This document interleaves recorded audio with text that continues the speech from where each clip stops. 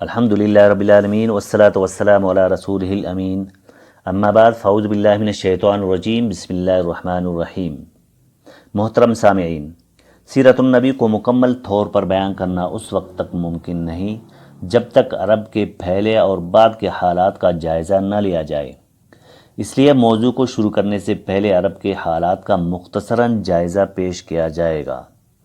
اسلام سے پہلے عربوں کے حالات کو سمجھنے کے لیے ضروری ہے پہلے عرب کی پوری تاریخ کو سمجھ لیا جائے۔ عرب اقوام کے حالات کس طرح تھے، تہذیب اور تمدن کے طور پر ان کے حالات کیا تھے، جغرافیائی، معاشی، معاشرتی، سیاسی اور مذہبی حالات کس طرح کے تھے۔ پھر ان حالات کا بھی جائزہ لیا جائے گا کہ جن حالات میں نبی کریم صلی اللہ علیہ وسلم کی ولادت ہوئی۔ تو سب سے پہلے عرب کے جغرافیائی حالات۔ لفظ عرب کے لغوی معنی صحرا، دشت، ریگستان کے ہے۔ پھر یہ لفظ عہد قدیم سے جزیرہ نما عرب اور اس میں رہنے والے لوگوں کے لیے بولا جاتا ہے۔ اسی طرح عرب کا ایک معنی فصاحت، بلاغت کے بھی ہے۔ چونکہ اہل عرب اپنی زبان آوری کے سامنے باقی دنیا کو کچھ نہ سمجھتے تھے۔ عرب کے حدود اربع یہ ہے: عرب کے مغرب میں بحر احمر اور جزیرہ نما سینا ہے، مشرق میں خلیج فارس ہے، مغرب میں بحر کلزم ہے، جنوب میں بحر ہند اور شمال میں شام کا ملک واقع ہے۔ جزیرہ نما عرب کا کل رقبہ 10 لاکھ سے لے کر 13 لاکھ تک بتایا جاتا ہے۔ مورخین کے مطابق عرب اقوام کی 3 اقسام ہے۔ پہلی قسم عربی باعدہ، یعنی عرب کی قدیم ترین قبائل جو اسلام سے پہلے فنا ہو چکے تھے۔ یہ وہ عربی اقوام ہے جن کے حالات کا نہ تو تاریخ سے پتہ چلتا ہے اور نہ ہی آثار قدیمہ سے۔ یہ وہ قومیں ہیں جن کے بارے میں معلومات دستیاب نہیں ہے، ان کے بارے میں کسی کو علم نہیں ہے۔ ان میں قوم عاد اور قوم ثمود بالخصوص قابل ذکر ہے۔ نمبر 2، عرب عاربہ۔ عرب عاربہ یا قحطانی عرب بھی ان کو کہا جاتا ہے، جو نسلاً یعرب بن قحطان کی اولاد میں سے ہے۔ عرب کے اصلی باشندے تھے۔ یہاں پر ایک بات بالکل واضح ہے کہ عربی زبان کے اصل بانی یمن کے یہی باشندے تھے۔ نمبر 3، عربی مستعربہ، یعنی حضرت اسماعیل علیہ السلام کی اولاد جو حجاز میں آباد تھی۔ ان کو عدنانی عرب بھی کہا جاتا ہے۔ یہ حجاز کے وہ عرب ہے جو عدنانی نسل سے تھے۔ یہ لوگ 19ویں صدی قبل مسیح حجاز میں آ کر آباد ہو گئے۔ عربی مستعربہ عرب کے وہ قبائل ہیں جو کہ حضرت اسماعیل علیہ السلام کی نسل سے ہے۔ محترم سامعین، ان تمام اقوام کی زبان عربی تھی۔ عربی زبان کی ابتدا انہی اقوام سے ہوئی۔ عرب عاربہ کا مسکن ملک یمن تھا۔ یہیں ان کے خاندان اور قبیلے آباد ہو گئے۔ ان میں 2 قبائل نے بڑی شہرت حاصل کی۔ حمیر جس کی مشہور شاخیں زید الجمور اور قزا ہے، کھیلان جس کی مشہور شاخیں ہمدان، طی، جذام، اوس اور خزرج ہے۔ انہی 2 قبائل کی شاخوں نے آگے چل کر ملک شام کے اطراف میں بادشاہت قائم کی۔ عرب مستعربہ کے جد اعلیٰ حضرت ابراہیم علیہ السلام ہے۔ بنیادی طور پر شہر حرہ کے باشندے تھے۔ یہ شہر دریائے فرات کے مغربی ساحل پر واقع ہے۔ حضرت ابراہیم علیہ السلام یہاں سے ہجرت کر کے شہر حران تشریف لے گئے اور پھر وہاں سے فلسطین جا کر مستقل طور پر آباد ہو گئے۔ فلسطین کو اپنی دعوتی سرگرمیوں کا مرکز بنایا تھا اور یہیں سے دیگر ممالک کے دورے بھی کیا کرتے تھے۔ حضرت ابراہیم علیہ السلام نے اللہ کے حکم پر اپنی زوجہ حضرت ہاجرہ اور شیرخوار بیٹے حضرت اسماعیل علیہ السلام کو مکہ کی بے آب و گیا وادی میں لا بسایا اور خود واپس چلے گئے۔ یاد رہے اس وقت نہ مکہ کی آبادی تھی اور نہ ہی خانہ کعبہ کا وجود تھا۔ خانہ کعبہ ویسے تو حضرت آدم علیہ السلام کے وقت تعمیر ہوا، مگر ابراہیم علیہ السلام کی ہجرت کے وقت وہ تعمیر معدوم ہو چکی تھی۔ اور پھر بعد میں جب حضرت ابراہیم علیہ السلام دوبارہ مکہ تشریف لائے تھے تو اس وقت حضرت ابراہیم علیہ السلام اور حضرت اسماعیل علیہ السلام ان دونوں باپ بیٹے نے مل کر اللہ کے حکم پر خانہ کعبہ کی تعمیر کی یہ بات بالکل واضح ہے کہ مکہ میں آبادی کا آغاز حضرت اسماعیل علیہ السلام سے ہوا۔ آپ نے 137 سال کی عمر پائی، زندگی بھر مکہ کی سربراہ کی حیثیت سے رہے اور خانہ کعبہ کے متولی رہے۔ آپ کے بعد آپ کے 2 بیٹے یکے بعد دیگر مکہ کے والی رہے۔ ان کے بعد مغاز بن عمر جرہمی نے اقتدار اپنے ہاتھ میں لے لیا۔ اسی طرح سے مکہ کے سربراہی بنی جرہم کی طرف منتقل ہوئی اور کافی عرصے تک اقتدار ان کے پاس رہا۔ حضرت اسماعیل علیہ السلام کا زمانہ 2000 قبل مسیح ہے۔ اس حساب سے مکہ میں قبیلہ جرہم کا وجود کوئی 2100 برس تک رہا اور کم و بیش ان کی حکمرانی 2000 برس تک قائم رہی۔ محترم سامعین، بنو خزاع نے مکہ اور حجاز پر قبضہ کرنے کے بعد اقتدار کی بھاگ دوڑ سنبھالی اور حکمرانی کی۔ اسی دوران 3 اہم منصب مضر قبیلے کے پاس رہے۔ نمبر 1، حرام مہینوں کا خیال رکھنا۔ نمبر 2، 10 ذو الحجہ کو مزدلفہ سے منع کی جانب انتظامات کرنا۔ نمبر 3، حجاج کو عرفات سے مزدلفہ لے جانا اور 13 ذو الحجہ کو منا سے روانگی کی اجازت دینا۔ یہ حج کے سلسلے کا آخری دن ہوتا ہے۔ یہ اعزاز الیاس بن مضر کے قبیلے بنو غوث بن مرہ کو حاصل تھا۔ مکہ پر بنو خزاع کا اقتدار 3 برس سے زیادہ نہیں چل سکا۔ اس کے بعد قصی بن کلاب کا دور آتا ہے۔ قصی بن کلاب مکہ میں قریش کے ایک سردار تھے۔ انہوں نے مکہ کو خزاع کے تسلط سے آزاد کر دیا اور قریش کو امن بخشا۔ حجاج کی خدمت اور خانہ کعبہ کی تعمیر نو کے لیے ان کی خدمات نمایاں ہے۔ خانہ کعبہ کی تولیت ایک ایسا شرف تھا جس کی وجہ سے قصی بن کلاب اور ان کی اولاد کو نہ صرف مکہ بلکہ پورے عرب میں ایک خصوصی حیثیت حاصل ہو گئی تھی۔ قصی بن کلاب نے نہ صرف خانہ کعبہ کے انتظام کا بندوبست کیا بلکہ اس سے آگے بڑھ کر مکہ کو باقاعدہ ایک ریاست کی شکل دے دی اور 6 مختلف شعبہ جات قائم کیے اور انہیں قابل لوگوں میں تقسیم کیا۔ قصی کا ایک اہم کارنامہ یہ بھی ہے کہ اس نے خانہ کعبہ کے شمال میں دار الندوہ قائم کیا۔ دار الندوہ دراصل قریش کا پارلیمنٹ ہاؤس تھا جہاں پر عوام کی تقدیر کے فیصلے ہوا کرتے تھے۔ جب بھی قریش کو کوئی اہم فیصلہ کرنا ہوتا تھا تو وہ اسی عمارت میں مشاورت کے لیے جمع ہوتے تھے۔ قریش کے ذمہ داران اہم امور پر غور فکر کرنے کو یہاں اکٹھے ہوتے تھے۔ یہ قریش کا دارالشورا یا اسمبلی ہال تھا۔ شادی بیاہ وغیرہ کی تقاریب بھی یہی انجام پذیر ہوتی تھی۔ قصی کو سربراہی اور عظمت کے علاوہ کچھ اور خاص مرتبے بھی حاصل تھے۔ ان مراتب کی تفصیل کچھ یوں ہے۔ نمبر 1، دار الندوہ کا سرپرست اعلیٰ۔ قصی دار الندوہ کا سرپرست اعلیٰ تھا۔ قصی کی زیر صدارت میں دار الندوہ میں بڑے بڑے فیصلے ہوا کرتے تھے۔ نمبر 2، جنگ کا جھنڈا قصی کے پاس ہی ہوتا تھا۔ نمبر 3، بیت اللہ کی پاسبانی کرنا، نگرانی کرنا۔ بیت اللہ کی خدمت اور اس کی پاسبانی اس کے پاس تھی۔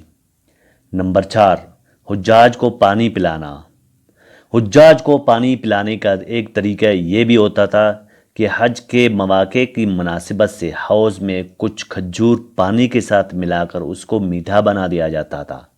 حجاج جب مکہ میں داخل ہوتے تو اس سے سیراب ہو جاتے تھے۔ نمبر 5، حجاج کی میزبانی کرنا۔ حجاج کے لیے بطور ضیافت کھانا پینا تیار کیا جاتا تھا۔ اس مقصد کے لیے قصی نے قریش کے تمام خاندانوں پر ایک خاص رقم مقرر کر رکھی تھی۔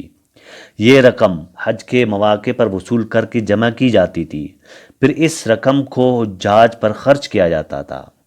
ان کے علاوہ کچھ اور عہدے بھی تھے جن کو قریش نے آپس میں تقسیم کر رکھا تھا۔ ان کی تفصیل کچھ یوں ہے۔ نمبر 1، حصار۔ حصار کہتے ہیں فال نکالنے کو، یعنی فال نکالنا۔ قسمت کا حال دریافت کرنے کے لیے بتوں کے پاس جو تیر رکھے ہوتے تھے ان کی نگرانی کرنا، تولیت کرنا۔ یہ اعزاز بنو جمہ کو حاصل تھا۔ نمبر 2، مالیات کا نظم۔ بتوں کا تقرب حاصل کرنے کے لیے جو نذرانہ صدقات، خیرات یا قربانیاں پیش کی جاتی تھی، ان کا انتظام کرنا۔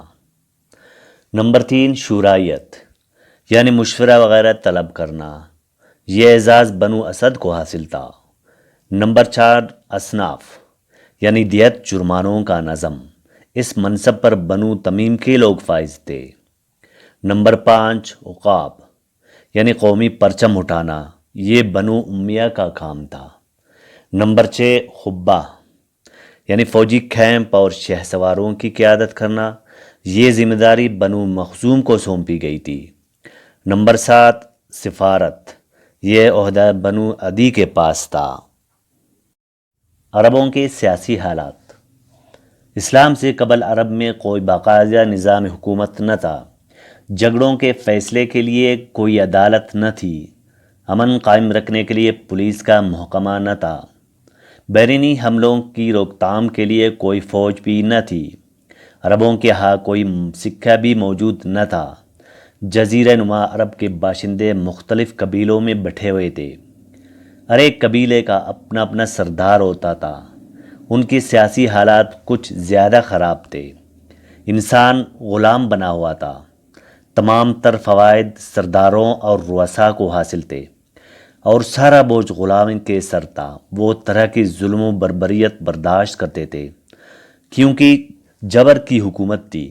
انسانی حقوق نام کے کوئی چیز نہ تھی۔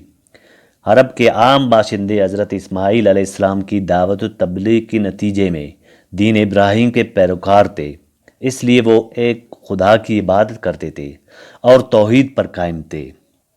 لیکن وقت گزرنے کے ساتھ ساتھ ان کے اندر تبدیلی آ گئی۔ انہوں نے اللہ تعالیٰ کے احکامات کو پس و پش ڈالا اور احکام خداوندی کو بھلا دیا۔ لیکن اس کے باوجود ان کے اندر توحید اور دین ابراہیم کے کچھ آثار باقی تھے۔ کچھ چیزوں پر وہ عمل پیرا تھے۔ اسی عرصے میں بنو خزاع کے ایک سردار عمر بن لحی نمودار ہو جاتا ہے۔ عمر بن لحی کا تعلق بنو خزاع سے تھا اور مکہ کے سرداروں میں سے ایک سردار تھا۔ وہ دین ابراہیم کے مذہب کو تبدیل کرنے والا پہلا شخص سمجھا جاتا ہے کہ جس نے جزیرہ نما عرب میں بتوں کو متعارف کروایا۔ اللہ تعالیٰ نے اپنے نبی حضرت ابراہیم علیہ السلام کو بھیجا، انہیں گھر بنانے کا حکم دیا تھا، اور ان کی اولاد مکہ میں آباد ہوئی تھی۔ اس لیے اکثر عرب دین ابراہیم کے پیروکار تھے۔ لیکن بعد میں جس نے ابراہیم علیہ السلام کے مذہب کو تبدیل کیا اور بتوں کی پوجا کرنے کی دعوت دی، وہ عمر بن لحی تھا۔ جب انہوں نے شام جا کر دیکھا کہ لوگ ایک خدا کی بجائے بتوں کی پوجا کرتے ہیں، اس نے یہ سوچا کہ عبادت کا یہ طریقہ درست ہے، حق پر مبنی ہے، کیونکہ یہ ملک شام پیغمبروں کی سرزمین ہے اور اکثر آسمانی کتابیں ملک شام میں ہی نازل ہوئی تھی۔ چنانچہ واپسی پر اس نے شامیوں سے ایک بت لیا جس کا نام حبل تھا، اور مکہ آ کر اسے خانہ کعبہ کے اندر نصب کر دیا۔ اس نے اہل مکہ کو شرک اور بت پرستی کی دعوت دی۔ اہل مکہ نے اس کی آواز پر لبیک کہا۔ اس کے بعد اہل حجاز کے لوگ بھی اس میں شامل ہو گئے۔ اسی طرح پورے عرب میں بت پرستی کا ایک نیا دور شروع ہوا۔ حبل کے علاوہ عرب کے ایک قدیم بت کا نام منات تھا۔ یہ بحر احمر کے ساحل پر نصب تھا۔ اس کے بعد طائف میں ترات نامی بت کو نصب کیا گیا۔ پھر وادی نخلہ میں عزا نامی بت وجود میں آ گیا۔ یہ تینوں بت عرب کے بہت بڑے مشہور بت تھے۔ اس کے بعد تمام عرب میں بتوں کی پوجا ہونے لگی۔ اسی طرح سے مورخین بتاتے ہیں کہ ایک جن عمر بن لحی کا تابع تھا۔ اس نے ایک دفعہ عمر بن لحی کو بتایا کہ قوم نوح کے بت یعنی ودہ، سواع، یغوث، یعوق اور نصر جدہ میں زمین کے اندر مدفون ہے۔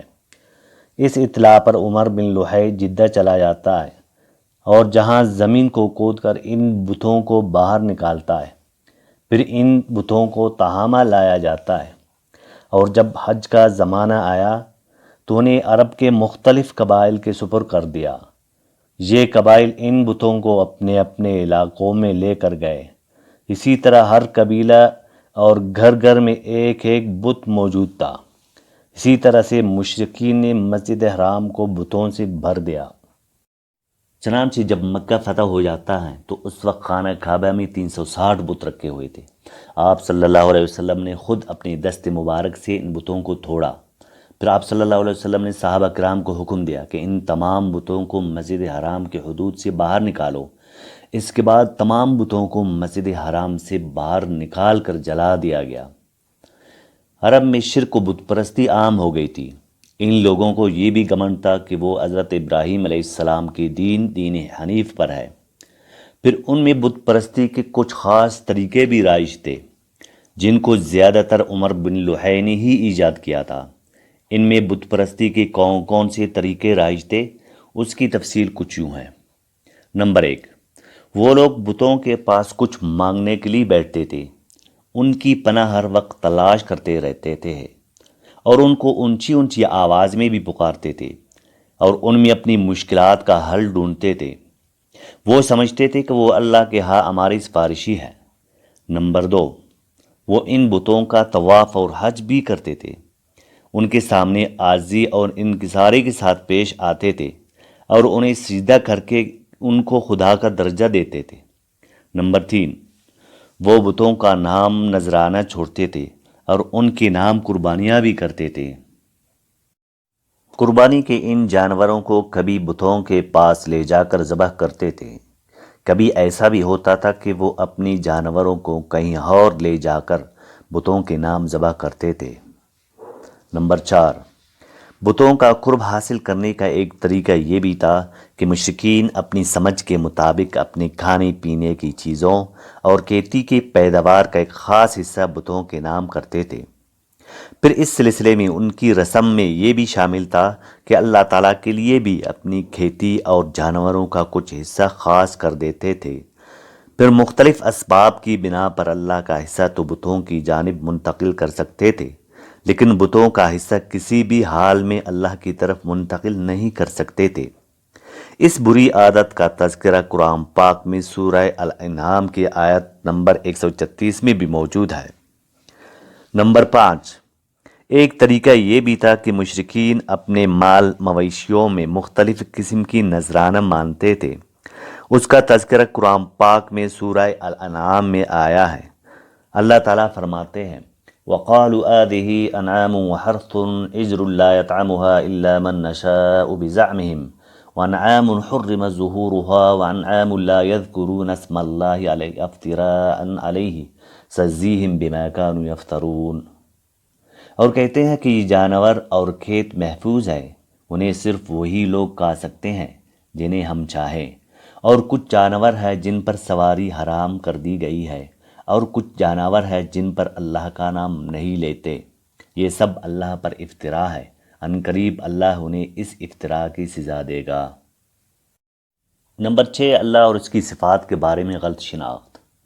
وہ لوگ خدا کے بارے میں غلط ذہنیت رکھتے تھے، اور اس بات کی شہادت اس سے بھی ملتی ہے کہ وہ فرشتوں کو خدا کی بیٹیاں تصور کرتے تھے۔ اللہ تعالیٰ نے ان کے اس گمراہ کن عقیدے کی مذمت کی۔ نمبر 7، یہ بتوں کو چھوٹا خدا اور اپنے اور اللہ تعالیٰ کے درمیان واسطہ سمجھتے تھے، اور ان کی عبادت کو خدا کی بارگاہ میں قرب کا باعث سمجھتے تھے، جبکہ عبادت صرف اللہ تعالیٰ کے لیے مخصوص ہے۔ غرض یہ کہ بت پرستی وسیع پیمانے پر اپنی تمام صورتوں کے ساتھ موجود تھی اور دینی لحاظ سے مشرکین کی بہت بری حالت بن چکی تھی۔ ایک طرف سے بت پرستی اور اس کی رسومات کے سختی سے پابند تھے، اور دین ابراہیم کی بچی ہوئی تعلیمات جیسے حج، عمرہ اور قربانی کو ناقص اور خرافات کی شکل میں انجام دیتے تھے۔ مثلاً کعبہ کے تعظیم کے ساتھ دوسری بھی عبادت گاہیں بنائی رکھی تھی جہاں کعبہ کی طرح طواف کرتے تھے اور ان کے لیے ہدیہ بیچتے تھے اور وہاں پر قربانی کرتے تھے۔ کعبہ کے پاس ان کی نمازیں صرف شور و غل اور تالیاں بجا کر ہوتی تھی۔ احرام، حج اور لبیک کہتے وقت خدا کے نام کے ساتھ بتوں کا نام لیتے تھے، اور اسی طرح سے حج ابراہیمی کو جو کہ توحید کا اعلیٰ ترین نمونہ ہے، شرک سے آلودہ کرتے تھے۔ اوس اور خزرج حج کے اعمال انجام دینے کے بعد منا میں سر منڈوانے کے بجائے اپنے شہر یثرب کی جانب جاتے اور وہاں بت منات کے پاس سر منڈواتے تھے۔ مشرکین خواہ مرد ہو یا عورت کعبہ کا برہنہ طواف کرتے تھے۔ مشرکین عرب کائنوں اور نجومیوں کی خبروں پر بھی کان دہراتے تھے۔ کاہن اس کو کہتے ہیں جو آنے والے واقعات کی پیشن گوئی کرے اور جو چھپے ہوئے راز ہے ان کا دعویٰ کرے۔ نجومی اس کو کہا جاتا ہے جو ستاروں پر غور خوض کرنے کے بعد ان کی رفتار اور اوقات کا حساب لگا کر پتہ لگاتا ہے کہ دنیا میں آئندہ کیا حالات اور واقعات پیش ہوں گے۔ ان نجومیوں کی خبروں کو ماننا دراصل ستاروں پر ایمان لانا ہے۔ عربی زبان میں اسے طیارہ بھی کہتے ہیں۔ اس کی صورت یہ بھی تھی کہ مشرکین کسی بھی چڑیا کو پکڑ کر حرم کے پاس جا کر اس کو چھوڑ کر بھگا دیتے تھے۔ اگر وہ دائیں طرف بھاگتا تو اسے اچھا شگون خیال کرتے تھے، کامیابی کی علامت تصور کرتے تھے، گھر گزرتے تھے جو انہیں کرنا ہوتا تھا۔ اگر وہ بائیں طرف بھاگتا تو وہ اسے اپنے لیے نحوست اور برا سمجھتے تھے۔ اسی طرح سے ایک خیال یہ بھی تھا، اگر کوئی چڑیا یا جانور راستہ کاٹتا تو اس کو وہ منحوس خیال کرتے تھے۔ اسی طرح بعض دنوں، مہینوں اور جانوروں کو بھی منحوس تصور کرتے تھے۔ قریش کا ایک گمراہ کن عقیدہ یہ بھی تھا کہ وہ کہتے تھے کہ ہم حضرت ابراہیم علیہ السلام کی اولاد ہے، بیت اللہ کے والی ہے، حرم کے پاسبان ہے اور مکہ کے باشندے ہے۔ کوئی شخص ہمارا ہم پلہ اور مساوی نہیں ہو سکتا۔ اس لیے وہ اپنے آپ کو دوسروں کے مقابلے میں بہادر، جرت مند اور غیرت مند سمجھتے تھے۔ چنانچہ یہ لوگ حج کے دوران عرفات نہیں جاتے تھے اور نہ وہاں سے افاضہ کرتے تھے۔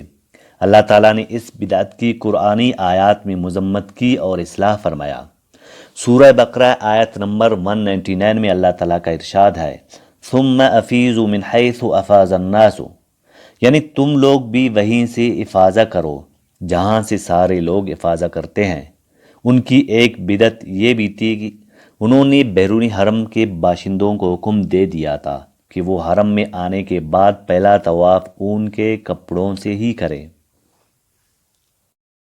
اون کے کپڑے اگر دستیاب نہ ہوتے تو مرد ننگے طواف کرتے اور عورتیں اپنے سارے کپڑے اتار کر صرف ایک چھوٹا سا کرتا پہن لیتی تھی اور اسی میں طواف کرتی تھی۔ اللہ تعالیٰ نے ان خرافات کے خاتمے کے لیے سورہ اعراف کی آیت نمبر 31 میں ارشاد فرمایا، یا بنی آدم خذوا زینتکم عند کل مسجد، اے بنی آدم ہر مسجد کے پاس اپنی زینت اختیار کرو۔ شرک، بت پرستی اور خرافات پر مبنی عقیدہ والا دین اہل عرب کا دین تھا۔ اسلام کی آمد سے قبل عرب کے اکثر پیشوا بت پرست تھے۔ عرب کے اطراف میں مذہبی پیروکار بھی ملتے تھے۔ مختلف ادیان جیسے عیسائیت، یہودیت اور صاحبی مذاہب وغیرہ بھی موجود تھے۔ کچھ مذاہب کی تفصیل یہ ہے۔ نمبر 1، موحدین۔ موحدین یا دین حنیف کے معتقد ایسے لوگ تھے جو مشرکین کے برخلاف بت پرستی سے بیزار تھے۔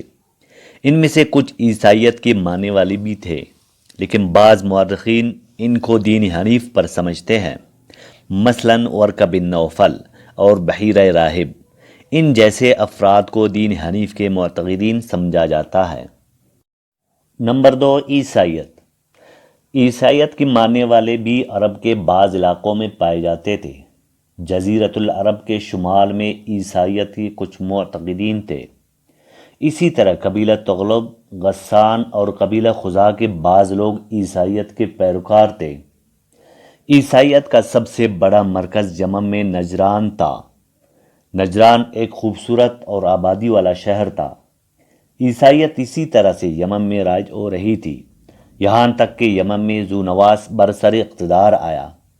اس نے عیسائیوں پر سختی کی تاکہ وہ اپنے عقیدے سے دستبردار ہو جائے، لیکن عیسائیوں نے مقابلہ کیا تو ان کو آگ سے بھرے ہوئے گڑھوں میں جلا دیا گیا۔ نمبر 3، جنات اور فرشتوں کی عبادت۔ عرب میں ایسے گروہ بھی موجود تھے جو جن اور فرشتوں کی عبادت کیا کرتے تھے۔ بنو ملیح کے لوگ جنوں کی عبادت کیا کرتے تھے۔ کہا جاتا ہے کہ جن لوگوں نے سب سے پہلے جنوں کی پوجا کی وہ یمن کے لوگ تھے۔ اس کے بعد پھر آہستہ آہستہ عربوں میں یہ بات رائج ہو گئی۔ نمبر 4، ستارہ پرست۔ عرب میں ایک ایسا گروہ بھی موجود تھا جو کہ سورج، چاند اور بعض ستاروں کی عبادت کرتا تھا اور انہیں طاقتور سمجھتا تھا۔ نمبر 5، صاحبین۔ یہ لوگ ستاروں پر عقیدہ رکھنے کی بنا پر ان کی حرکتوں سے زمین کے مقدارات کو مربوط جانتے تھے اور ان کے مجسموں کو عبادت گاہوں میں نصب کرتے تھے، جیسا کہ انہوں نے سورج کے مجسمے کو اور زہرہ کے مجسمے کو ایک قریہ میں نصب کر رکھا تھا۔ صاحبین کا مرکز حران شہر تھا۔ یہ دین ایک زمانے میں روم، یونان، بابل اور دنیا کے دوسرے علاقوں تک پھیل چکا تھا۔ نمبر 6، یہودیت۔ یہود کا دور اس وقت سے شروع ہوتا ہے جب فلسطین میں بابل اور آشور کی فتوحات کی وجہ سے یہودیوں کو اپنا وطن چھوڑنا پڑا۔ اس حکومت کی سخت گیری کی وجہ سے یہودی آبادیوں کی تباہی اور ان کے ہیکل کا خاتمے کے بعد یہودیوں کو جلا وطن ہونا پڑا۔ یہود کی ایک جماعت فلسطین کو چھوڑ کر حجاز کے شمال میں آبسی، یثرب اور خیبر میں آباد ہو کر یہاں باقاعدہ بستیاں قائم کی، قلعے تعمیر کیے گئے۔ وطن کو چھوڑ کر آنے والے ان یہودیوں کے ذریعے عرب باشندوں میں بھی کس قدر یہود کے مذہب کا رواج بھی شروع ہوا، اور اسلام کے ظہور سے پہلے اس کو بھی اچھی حیثیت حاصل ہو گئی۔ اسلام کے ظہور کے وقت مشہور یہودی قبائل یہ تھے: بنو نذیر، بنو قینقاع اور بنو قریظہ۔ یہ قبائل زیادہ تر تیمائی، فدق اور خیبر کے علاقوں میں آباد تھے۔ جہاں تک عیسائی مذہب کا تعلق ہے تو جزیرۃ العرب میں اس کی آمد حبشی اور رومی فاتحین کے ذریعے سے ہوئی۔ یمن پر حبشیوں کا قبضہ پہلی بار 340 عیسوی میں ہوا اور 378 عیسوی تک برقرار رہا۔ اسی دوران یمن میں مسیحی مشن کام کرتا رہا۔ قریباً اسی زمانے میں ایک متقی اور پرہیزگار شخص فیمیون نجار پہنچا اور وہاں کے باشندوں میں عیسائی مذہب کی بنیاد ڈالی۔ نجار کے لوگوں کو اس کی دین میں کچھ ایسی علامات نظر آئی کہ وہ عیسائی ہو گئے۔ اجتماعی اور اخلاقی حالات۔ اگر عرب کے درمیان کوئی قتل رونما ہوتا تو اس کی ذمہ داری قاتل کے قریب ترین افراد پر ہوتی تھی۔ چونکہ قاتل کا قبیلہ اس کی حمایت پر آمادہ اور کمر بستہ نظر آتا تھا، لہذا انتقام کے لیے خون ریز جنگیں ہوتی تھی، اور یہ جنگیں جو عام طور پر چھوٹی چھوٹی باتوں پر ہوتی تھی کئی سال تک جاری رہتی تھی، جیسا کہ جنگ بسوس جو کہ 2 قبیلوں بنو بکر اور بنو سولب کے درمیان چھڑی۔ 40 سال تک یہ جنگ جاری رہی۔ اس جنگ کی وجہ یہ تھی کہ پہلے قبیلے کا اونٹ جو کہ بسوس نامی خاندان کا تھا بنی سولب کی چراگاہ میں چرنے کے لیے چلا گیا تو اسے ان لوگوں نے مار ڈالا۔ بدھو اب اپنے قبیلے کے علاوہ دوسروں سے دوستی اور محبت نہیں کرتے تھے۔ ان کا دائرہ فکر صرف اپنے قبیلے تک محدود تھا۔ یہ لوگ اس قدر متعصب قوم پرست ہوتے تھے، ساری دنیا کی چیزیں اپنے لیے چاہتے تھے اور سب سے زیادہ اپنے اور اپنے رشتہ داروں کا فائدہ چاہتے تھے۔ دوسرے قبیلوں کے عیوب کو برملا اچالتے تھے۔ وحشی گری اور تمدن سے دوری ان کی غارت گری کا ایک دوسرا سبب تھا۔ ان کی آمدنی کا ایک ذریعہ لوٹ اور غارت گری ہوا کرتا تھا۔ جس وقت وہ کسی قبیلے پر حملہ آور ہوتے تھے تو ان کی اونٹوں کو لوٹ لیا کرتے تھے اور ان کی عورتوں اور بچوں کو قیدی بنا لیا کرتے تھے۔ جاہل عربوں میں جہالت اور خرافات کا واضح نمونہ عورتوں کے بارے میں ان کے مخصوص نظریات تھے۔ اس دور کے معاشرے میں عورت انسانیت کے معیار، سماجی حقوق اور آزادی سے بالکل محروم تھی، اور سماج میں گمراہی کی بنا پر لڑکی اور عورت کا وجود باعث ذلت اور رسوائی سمجھا جاتا تھا۔ وہ لڑکیوں کو میراث کے قابل نہیں سمجھتے تھے۔ یہ بات مشہور ہے کہ عربوں میں سب سے بری رسم یہ تھی کہ وہ لڑکیوں کو زندہ درگور کر دیتے تھے۔ عورت ذلت اور محکوم سمجھی جاتی تھی۔ جس گھر میں لڑکی پیدا ہوتی اس کو سخت رنج ہوتا اور باپ شرم کے مارے گھر سے باہر نہیں نکلتا تھا۔ عورت وراثت میں حصہ دار نہیں ہوتی تھی، بلکہ وہ شوہر کے ورثاء کی ملک تصور کی جاتی تھی۔ کسی قوم اور ملک کی ترقی میں عورت کا بہت بڑا حصہ ہوتا تھا، کیونکہ پہلے اس کے گود سے بچے نے عزت نفس، ذہنی بلند پروازی اور خدمت قوم کا سبق لینا ہوتا ہے، جبکہ دوسری طرف معزز طبقے میں مرد اور عورت کا تعلق خاصتاً ترقی یافتہ تھا۔ عورت کو خود مختاری حاصل تھی، اس کی بات مانی جاتی تھی، اس کی عزت ناموس کی خاطر تلوار اٹھائی جاتی تھی۔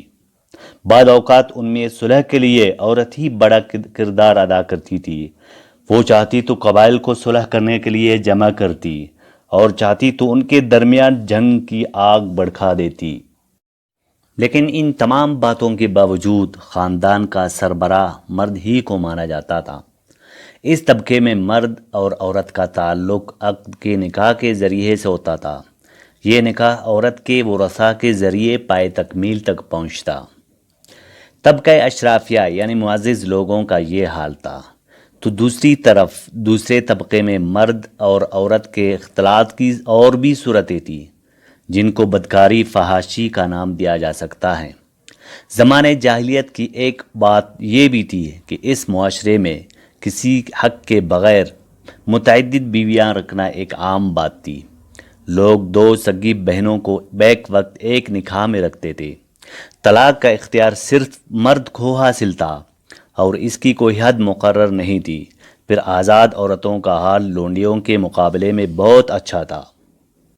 لوگ جانوروں جیسی زندگی گزار رہے تھے۔ عورتیں بیچی اور خریدی جاتی تھی۔ بعض اوقات اس کے ساتھ مٹی اور پتھر جیسا سلوک کیا جاتا تھا۔ قوم کے باہمی تعلقات اتنے ہی خراب تھے، رشتے ٹوٹے ہوئے تھے۔ حکومتوں کو صرف اپنے خزانوں سے غرض تھی یا مخالفین پر چڑھائی کرنے کی فکر۔ اقتصادی حالت خراب تھی۔ صرف تجارت ان کے نزدیک ضروریاتی زندگی حاصل کرنے کا سب سے اہم ذریعہ تھا، اور تجارت کے لیے امن و سلامتی کا ہونا ضروری تھا، ورنہ تجارتی آمد رفت نہیں ہو سکتی تھی۔ اور اسی طرح حرمت والے مہینوں کے علاوہ امن اور سلامتی کا وجود کہیں نہ تھا۔ اسی وجہ سے حرمت والے مہینوں میں عرب کے مشہور بازار عکاظ ذوالمجاز لگتے تھے۔ یہاں تک صنعتوں کا معاملہ ہے تو عرب اس فیلڈ میں ساری دنیا سے پیچھے تھی۔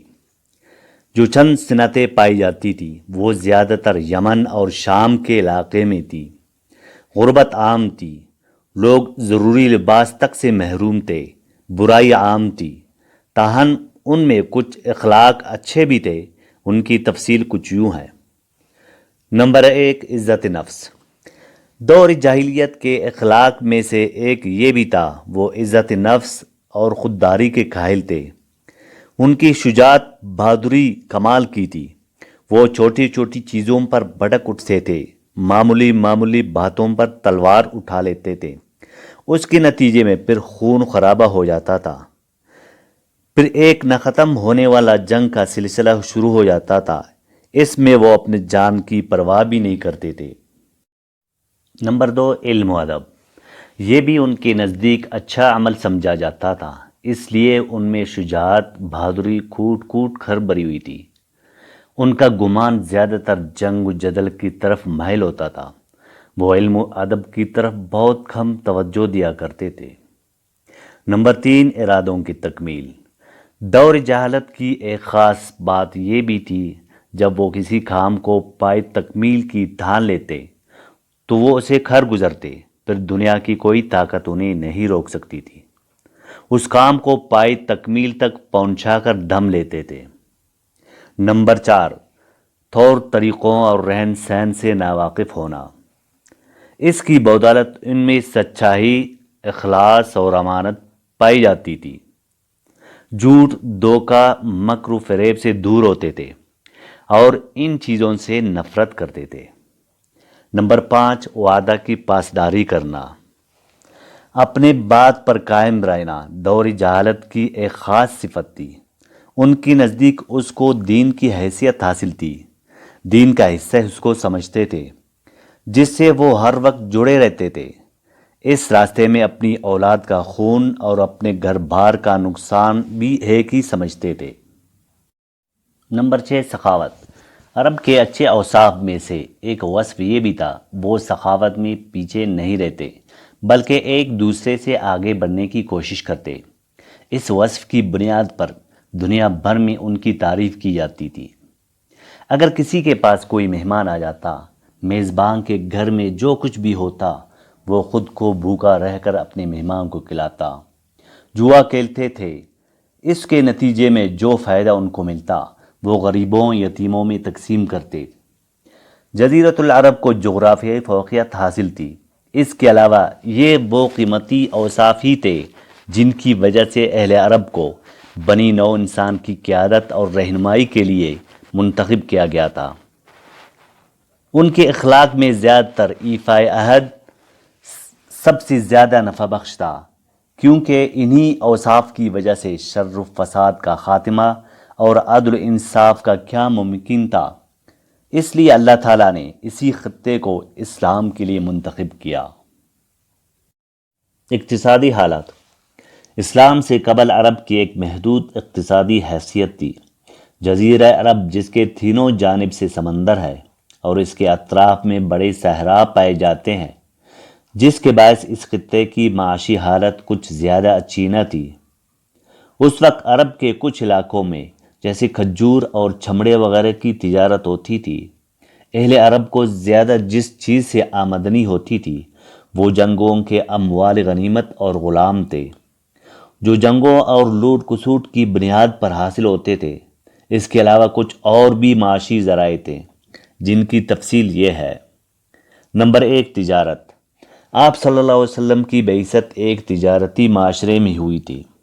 دنیا کی دوسری اقوام میں عرب قوم کا تعارف ایک تجارت پیشہ قوم کا تھا، اگرچہ وہاں کاشتکاری اور صنعتیں بھی پائی جاتی تھی، مگر عرب کے پہاڑوں اور ریگستانوں نے وہاں کے لوگوں کو تجارت کی طرف دھکیل دیا۔ مدینہ منورہ اور طائف اپنے باغات اور کاشتکاری کی وجہ سے مشہور تھے۔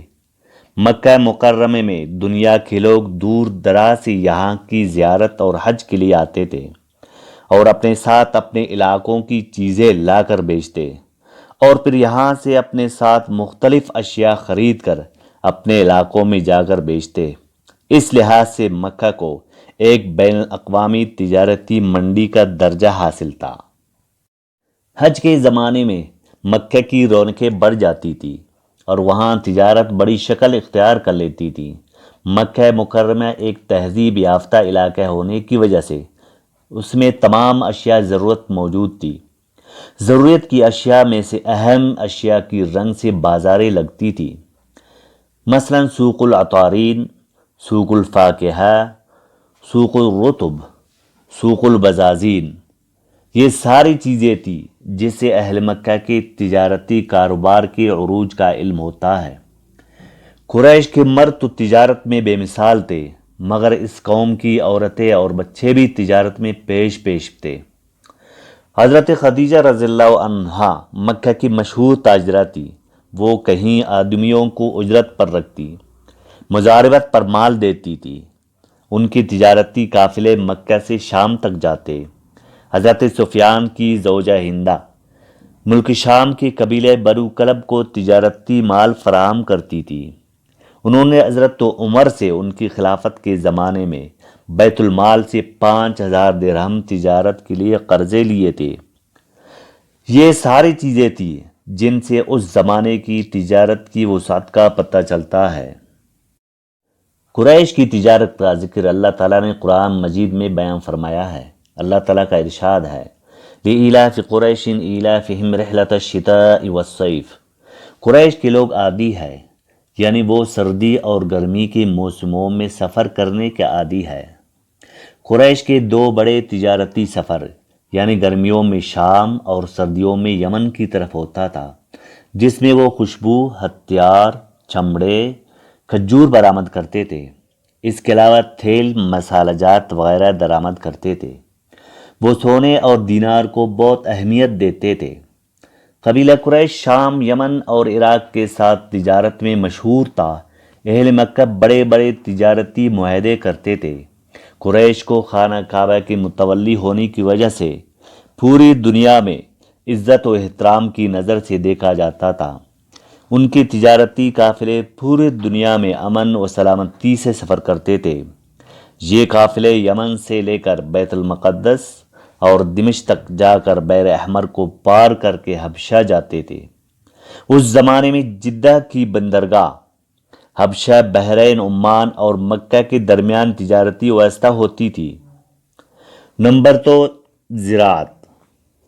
زمانہ قدیم سے مکہ بے آب و گیا علاقہ تھا۔ قریش تجارت کرتے تھے اور وہ تاجروں کو بڑی عزت کی نگاہ سے دیکھتے تھے۔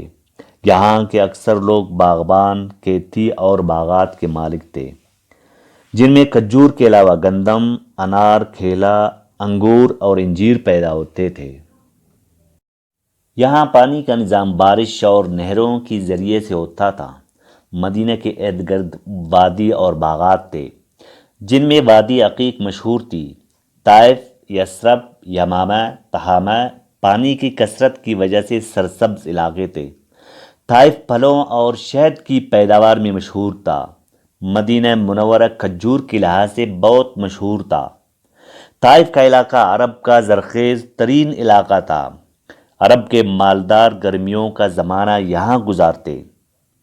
پھر یہاں کی پیداوار میں اناج، انگور، کھجور اور پھل بہت مشہور تھے۔ نمبر 3، صنعت۔ زمانہ جاہلیت میں عرب جنگوں کی کثرت کی وجہ سے اسلحہ سازی میں مشہور تھا۔ تلواریں، نیزے، گھوڑوں کی زینیں وغیرہ یہاں تیار کی جاتی تھی۔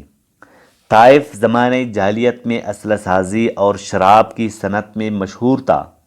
مکہ مکرمہ کو عالمی تجارتی منڈی کا اعزاز حاصل ہونے کے بعد اس کا دوسرا بڑا پیشہ گلابانی تھا۔ یہاں پر دودھ اور چمڑے کا کاروبار وسیع تھا، اور اسی طرح سے یہاں جانوروں کی کھالوں کو مہارت اور عمدگی کے ساتھ تیار کرتے۔ ان کو پورے دنیا میں پسند کیا جاتا تھا۔ نمبر 4، جنگیں۔ عربوں کے ہاں جنگیں بھی معاشی آمدنی کا ذریعہ شمار ہوتی تھی۔ عرب قبائل میں جاہلیت کی عصبیت اور تکبر عروج پر تھا، جس کی باعث جنگوں کا لگنا ایک معمولی سی بات تھی۔ زمانہ جاہلیت میں عرب قبائل ایک دوسرے پر شب خون مارتے تھے اور جنگیں کرتے تھے، خون بہاتے تھے، عورتوں اور اموال پر قبضہ کرتے تھے، اور یہ جنگیں سالوں سال جاری رہتی تھی۔ نمبر 5، غارت گری۔ زمانہ جاہلیت میں اہل عرب کا ایک بہت بڑا معاشی ذریعہ لوٹ مار تھا۔ سوائے حدود حرم کے کوئی دوسرا علاقہ محفوظ نہ تھا۔ اس بات کو قرآن مجید میں اس طرح بیان کیا ہے: اَوَلَمْ يَرَوْا أَنَّا جَعَلْنَا حَرَمًا آمِنًا وَيُتَخَطَّفُ النَّاسُ مِنْ حَوْلِهِمْ؟ کیا انہوں نے نہیں دیکھا کہ ہم نے حرم کو امن کا گہوارہ بنایا ہے اور اس کے ارد گرد سے لوگ اچک لیے جاتے ہیں؟ بدامنی کی وجہ سے کوئی بھی تجارتی قافلہ محفوظ نہ تھا۔ چاروں طرف بدامنی کا خوف تھا۔ جب بھی کوئی گروہ سفر کرتا تھا تو حفاظتی دستوں کے ساتھ سفر کرتا تھا۔